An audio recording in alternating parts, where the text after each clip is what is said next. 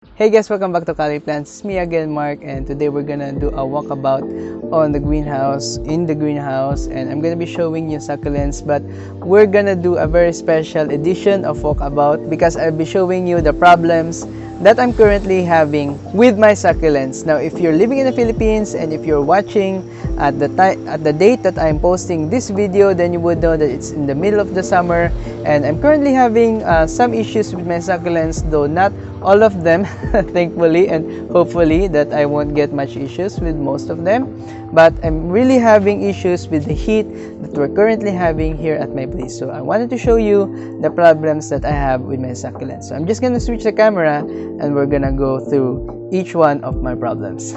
So for just a quick backstory on my placement of my succulents, you can see here that I've moved some of my succulents.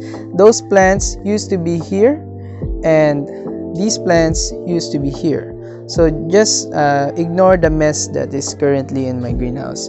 So you can see that I placed here the Various, Graptopetalum, Sedums, Kalanchos, Cacti, Pachyphytums right there, and Pachyphytums there, Sedums there, Graptopetalums, and other sensitive succulents over there up to the back. And also here I have my cacti and my Echeveриas. Now, because Echeveриas and cacti are actively growing during the summer, I place them here as the sun have adjusted and this place gets full sun. Now, even though a lot of these plants are looking good, that one, it's Snow Bunny, and our Haworthias Gilva, am I right? Okay, and the Hyalina is still growing well, but you can see that the Hyalina has some dried up leaves, so I still have some issues.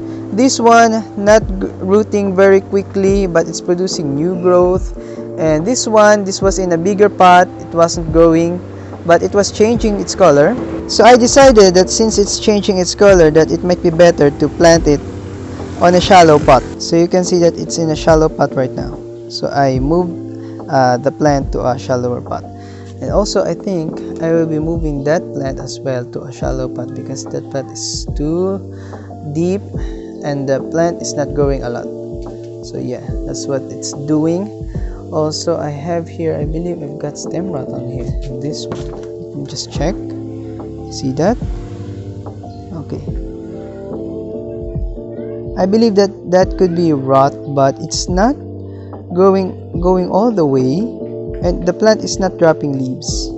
So the rot is not all the way around the plant, so I believe that it could survive that.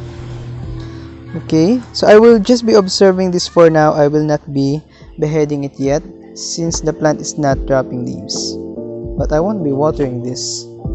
Okay, other problems. This one rooting very slowly, but I've been giving it water. This is a Mexensis Zaragozae. This one, I'm happy to say that our Dark Vader is no longer producing more of that black spots. So the spots here are the spots that it had before, and when I moved it here, I saw that this plant is no longer producing any more spots. So the spot that it has is still there, but it's no longer producing new black spots. So I think that the sun exposure is very good for this plant. Let me just check on the pup. Okay, so the pup is still very healthy, you can see. So I think the sun does it. If your Dark Vader is getting those spots that could be edema, I believe you could give it more sun so that it may stop producing those spots. And even if it's dry, it's no longer producing those spots at the spot where I'm putting it in. So it's spot, okay, so at the place where I'm putting it in, so right here where it gets a lot of direct sun and filtered sun, so it's no longer producing those spots. When it was there, that's when it got those spots. Okay, now moving on to the next. This one is a very big problem that I had. I was actually surprised with this Chrissy and Ryan because it had these, you can see that those are shriveled, burned leaves. So those are sunburn, and there's pretty much nothing you can do about this. This will not be healed, this will not be healthy again. The plant will just have to replace those. So I believe that what happened was it was not established yet and I had given it a lot of sun. So your plant may get sunburn if it's not yet rooted thoroughly. So what I found out when I uprooted it, the root was right about here, so it was still shallowly rooted. So now I'm giving it more protection from direct sun, but I'm not putting it in the shade. So I would not recommend you put your plants in the shade, even if they are getting burned. Put them in a place where they get less direct and more filtered sun. So at the greenhouse, very convenient. I always have filtered sun the top here. So yeah, I can give it protection right about here where it will get morning sun, and then it will be protected by this bigger Gibiflora, which is looking nice by the way. Also, I have other Cheverias here which got crown rot. You can see that the leaves at the center is darker. So yeah, those are crown rot, and because the plant is not yet rooted and I've been treating it like a rooted succulent, but it wasn't rooted yet. I believe that the center of the rosette is getting rot, but the other leaves are much plump, so I don't think what needs to be done with that. So I think I'll just be leaving it for now. This clump of titubans got stem rot because I watered it too frequently, so I had it cut. The other rosette got a lot of rot, so that's really difficult acclimating plants during the summer. Okay, we're here, moving on here. This pearl Vandernberg, I haven't been watering it, but I noticed that it was too much floppy, so I changed the potting mix I had with it. So now I hope that it will be rooting. I will be checking this one for roots soon, but I won't be giving it much watering. This one, I was concerned with the potting mix it had, so I recently repotted this into a new potting mix. Also with this one, the Succulents is not rooted very well, so I also repotted it, changed the potting mix. Same with this Elegance. So I think it's a trend that during the summer, during the course of the heat of high temperatures, the succulents will not be producing a lot of roots, so they might be stressed. So I had them placed here where they get much more filtered sun compared to that spot where they will get a lot of direct sun. Also, I'm glad to say that the ghost plants we have is getting much more healthier. You can see the new growth is getting larger. You can see that it's got new growth. So I can say that those are new growth because the leaves are much more wider than they used to be. Yes, so they're changing. So yeah, I think this spot is very good for them at the time of the year. This spot gets a morning sun over there, but a lot more filtered sun during the course of the day. And you can see that the pups are growing really well. My propagations not doing so well. Okay, that's sad. And some of my plants are getting burn or rot or a hybrid of both. Really sad.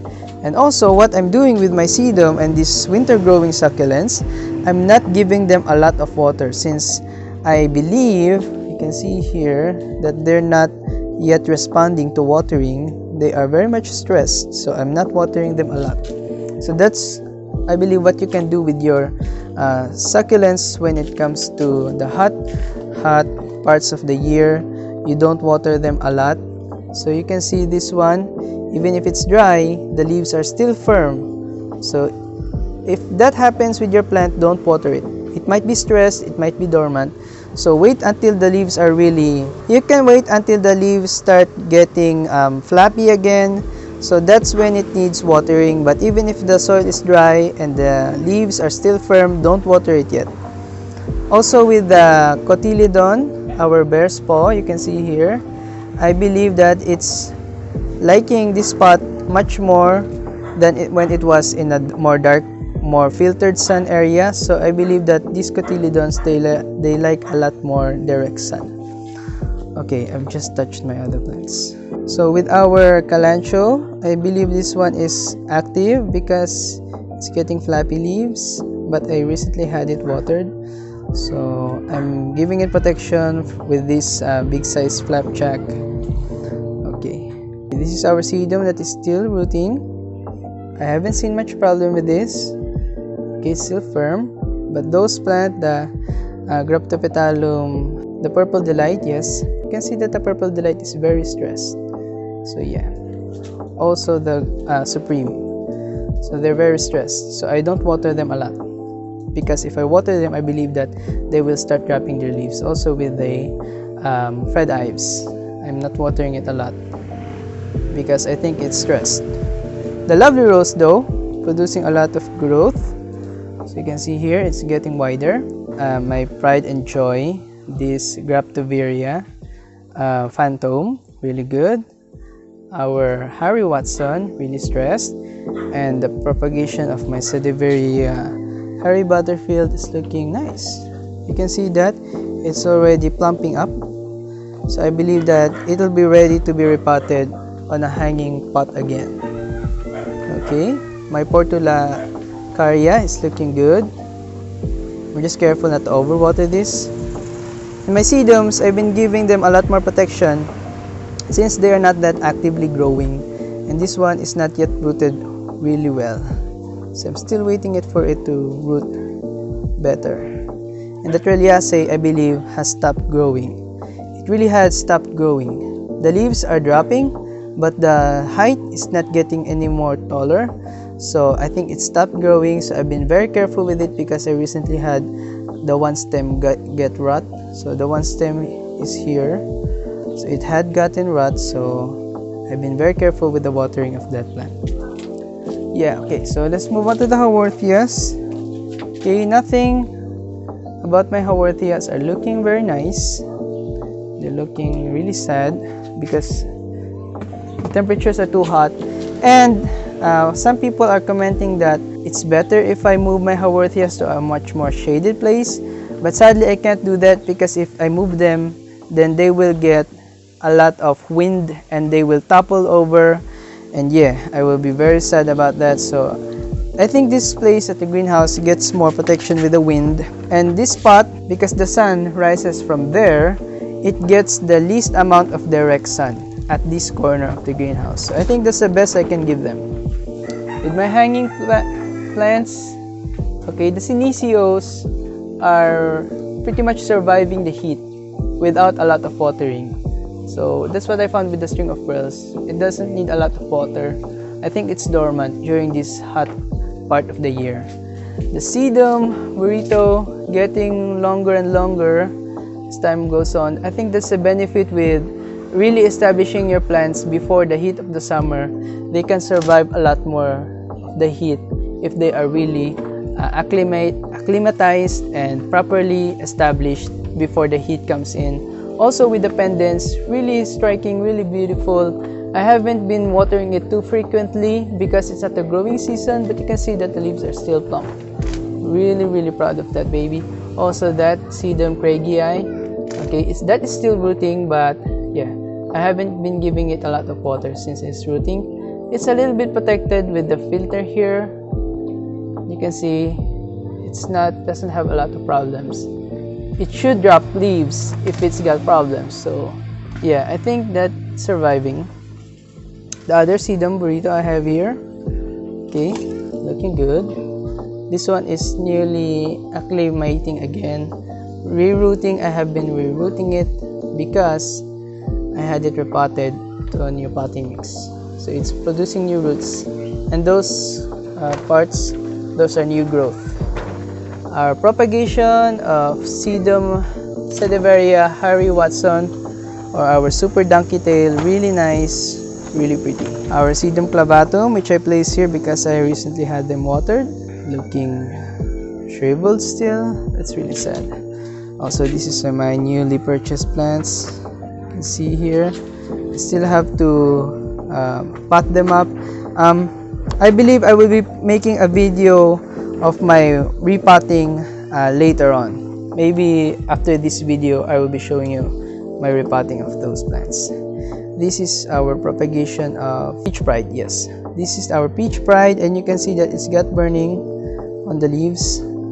So I had them placed here where they will be more protected, and I haven't watered them yet because I believe that they're still firm. So I believe that's about it for this walkabout.